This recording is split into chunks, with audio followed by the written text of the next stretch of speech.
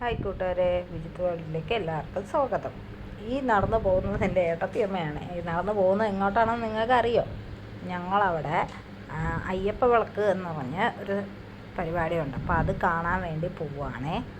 അവിടെ പോകുമ്പോൾ നല്ല ലൈറ്റും ആൾക്കാരും ബലൂണും കമ്മലും വളയും മാലയും കളിപ്പാട്ടം ഒക്കെ ഉണ്ട്. അപ്പോൾ ആ ഏട്ടൻ്റെ മോൻ ഇങ്ങനെ ഇത് പറയാം, അത് വാങ്ങിത്താ ഇത് വാങ്ങിത്താ എന്നൊക്കെ പറയണം. അങ്ങനെ ഏട്ടത്തിയമ്മ വിളിച്ചുകൊണ്ട് പോവാണ്. നമുക്ക് പ്രാർത്ഥിച്ചിട്ട് വരാമെന്നൊക്കെ പറഞ്ഞ് പോവാണ്.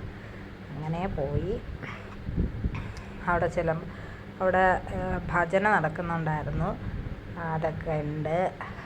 അവരവിടെ നിന്ന് അകത്തേക്ക് പോയി. അകത്ത് പോകുമ്പോൾ നമ്മുടെ ഒരു ശബരിമലയിൽ ഉള്ളവർ എന്താ പറയുക, മാളികപ്പുറവും വാവൂർ സ്വാമിയും 18-ാം പടിയും എല്ലാം അവിടെ കുരുത്തോലയിൽ ചെയ്ത് വെച്ചിട്ടുണ്ട്. എന്നിട്ടൊരമ്പലം പോലെ അവരത് പണിഞ്ഞിട്ടുണ്ട്. അതെല്ലാം പോയി കണ്ട് ഇവരെല്ലാം തൊഴുത് തിരിച്ച് വരികയാണ്. അതിനിടയിൽ ഗാനമേള നടക്കുന്നുണ്ട്, ഭജനപ്പാട്ട് നടക്കുന്നുണ്ട്, വേറെ കലാപരിപാടികളൊക്കെ അവിടെ നടക്കുന്നുണ്ട്. എല്ലാം കണ്ട് തൊഴുത് നിങ്ങളുടെയൊക്കെ നാട്ടിൽ ഇങ്ങനത്തെ പരിപാടി ഉണ്ടോ? ഇങ്ങനെ അയ്യപ്പ വിളക്ക് ഇതൊക്കെ. പിന്നെ അത് താലപ്പൊലിയോടുകൂടി ഈ ഒരു പാലക്കൊമ്പിൽ അയ്യപ്പൻ്റെ എന്താ പറയണ്ട, അയ്യപ്പനായി സങ്കല്പിച്ച ഒരു പാലക്കൊമ്പ് അവിടെ നിന്ന് കൊണ്ടുവരികയാണ്. വേറെ ക്ഷേത്രത്തിൽ നിന്ന് കൊണ്ടുവരും. അങ്ങനെ കൊണ്ടുവന്ന് ഇവിടെ സമർപ്പിച്ചിട്ടാണ് ഈ അയ്യപ്പൻ വിളക്ക് ഇതാവുന്നത്. തേരിൽ അയ്യപ്പൻ്റെ ഫോട്ടോ ഒക്കെ വെച്ചിട്ടാണ് വരുന്നത്. അപ്പോൾ അതിൻ്റെ ഘോഷയാത്രയാണ് ഈ കാണുന്നത്. അവർ താലപ്പൊലിയും മുത്തുക്കോടൊക്കെ ചൂടി അത് വരുന്നുണ്ട്. അത് കഴിഞ്ഞ് താലപ്പൊലി വരുന്നുണ്ട്. താലപ്പൊലിയുടെ പിറകെ മയിലാട്ടവും മുരുകനും വള്ളിയും അവരുടെ ഡാൻസും ബാൻഡ് മേളവും എല്ലാം വരുന്നുണ്ട്. അങ്ങനെയെല്ലാം വന്നിട്ട് ഞങ്ങൾക്കൊരു നല്ലൊരു ആഘോഷമായിരുന്നു. ഞാൻ ആദ്യമായിട്ടാണ് കേട്ടോ ഇത് കാണുന്നത്. എൻ്റെ നാട് ട്രിവാൻഡ്രമാണല്ലോ, ഇത് ഹസ്ബൻഡിൻ്റെ നാട് കോഴിക്കോടാണല്ലോ. അപ്പോൾ ഇത് കോഴിക്കോടുള്ള ഇതാണ്. അപ്പോൾ ഞാനിത് ആദ്യമായിട്ടാണ് കാണുന്നത്, ഈ അയ്യപ്പ വിളക്കും ആഘോഷമൊക്കെ.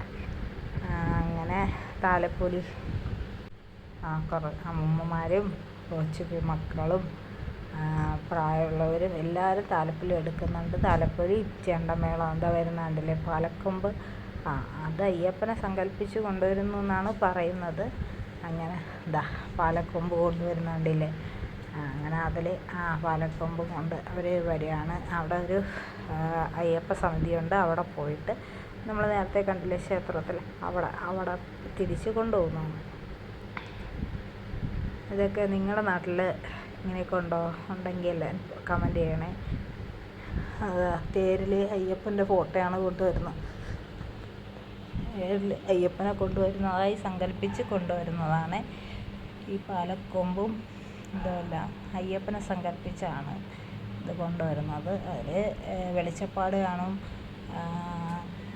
വെളിച്ചപ്പാടും ഇതൊക്കെ എന്താ പറയണ്ട, വെളിച്ചപ്പാടുണ്ട്, തേരുണ്ട്. ഇതാണ് തേര്. ഇത് കണ്ടില്ലേ, അതിനകത്ത് വിളക്ക് വെച്ചിട്ടാണ് കൊണ്ടുവരുന്നത്. ഘോഷയാത്രയായാണ് കൊണ്ടുവരുന്നത്. ബാൻഡ് മേളമാണ്. ബാക്കിൽ മയിലാട്ടക്കാരുണ്ട്.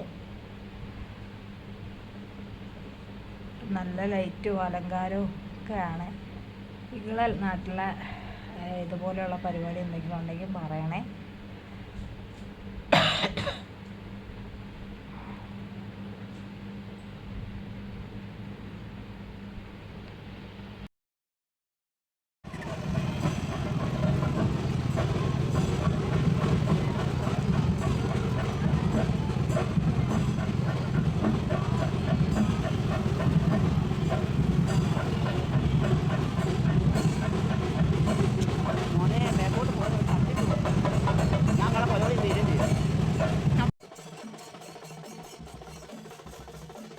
വെളിച്ചപ്പാടും ബാൻഡ് മേളമൊക്കെ ഉണ്ട്. അങ്ങനെ നല്ലൊരു ആഘോഷമായിരുന്നു ഇത്. ഈ പാലക്കൊമ്പ് ഈ അമ്പലത്തിൽ കൊണ്ട് വയ്ക്കുന്നതോടുകൂടി നമ്മുടെ പരിപാടിയൊക്കെ തീരും. ഉച്ചയ്ക്കൊക്കെ സദ്യയും ഒക്കെ ഉണ്ടായിരുന്നു. ഞാനിത് ആദ്യമായിട്ടാണ് കാണുന്നത്. നിങ്ങളുടെ നാട്ടിൽ ഇങ്ങനത്തെ പരിപാടി ഉണ്ടെങ്കിൽ പറയണേ. എല്ലാവരും കമൻറ്റ് ഇടണം കേട്ടോ.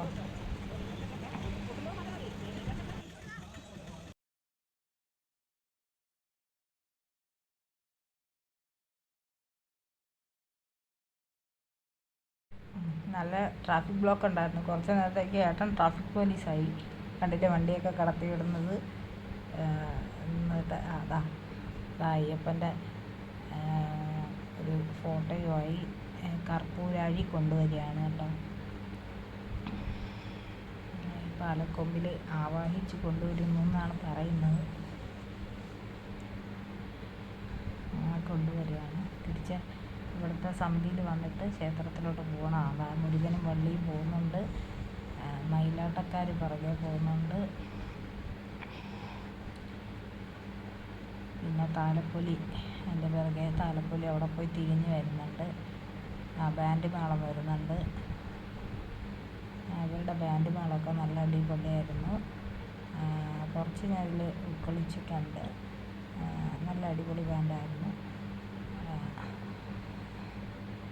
അങ്ങനെ നല്ലൊരു ആഘോഷം കഴിഞ്ഞ് എല്ലാ ആൾക്കാരും അമ്പലത്തിലോട്ട് തിരിച്ചു പോവുകയാണ്.